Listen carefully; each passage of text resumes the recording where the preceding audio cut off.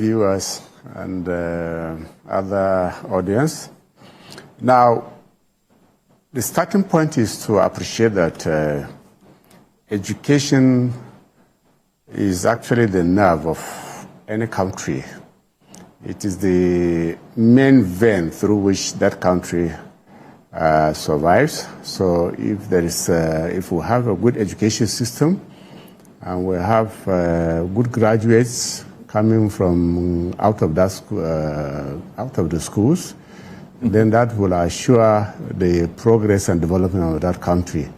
And if we don't, then that's a very serious problem. And that's why developed countries, America, UK, Canada, they invest so much in importing brilliant, talented people into their countries because they know the importance and centrality of education. For us, particularly as a developing country, it cannot be anything less. In fact, we need more of appropriate education system that will assure quality at all the levels, that will assure relevance at all the levels, and then that will assure research and innovation, and that will assure, harmony between our environment and learning. So these are some of the major things that we have to grapple with. We all know as a fact that after independence, we had a very good education system. The regions were not many at that time, just about 3, but we had a very good education system at that time. It wasn't large, but it was acknowledged to be very good. But over time, the system, of course, grew rapidly because of demands of the population. And so as it grew, I think we have not been able to manage that growth very well, even though it's very important for people to have access to education because, as the president has constantly said, it is very empowering. It's the most important tool that assures power and capability to people for people to be able to have meaningful livelihood. But somehow, I don't think we're able to manage that process very well. We allowed it to grow very unwieldy and without control over the quality of the education. So when we came into the system as the minister and graciously appointed by the president to manage this sector, the first thing we did was to try to understand what was on the ground, and we took our time to do that. And then we now developed a roadmap that will guide our journey in the sector, bearing in mind its importance. And then the presidency as well also developed a set of deliverables, of course, for every ministry, for every minister, and including the education sector. And so that's what we are delivering. And for us, we've come to understand that the starting point is for us to focus mainly on the foundational aspect of education.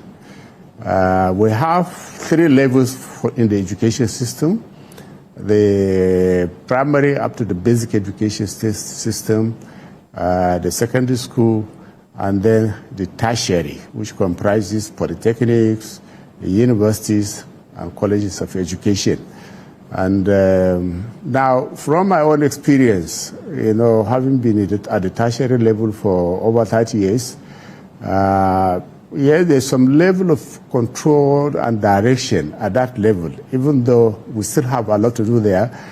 But we have what is called a learning crisis at the foundation level, at the primary and secondary school levels. Those levels need a lot of attention. And those who proceed to tertiary level are not more than 20%. So we have 80% of the population of students in Nigeria, at that level. And now, if they don't proceed, you ask yourself the question, what happens to that 80%? Where are they? Where are they? Are they meaningful members of the society, or are they just all over the place wandering, without education, without training, or without skills? That's a fundamental question to ask always. And so that's why for us, it's very important for us to go back to the basics and then take a further bearing, take a look at that, what we need to do at that level. And so what we have done here, is to say, look, there is a trajectory which is set out actually in the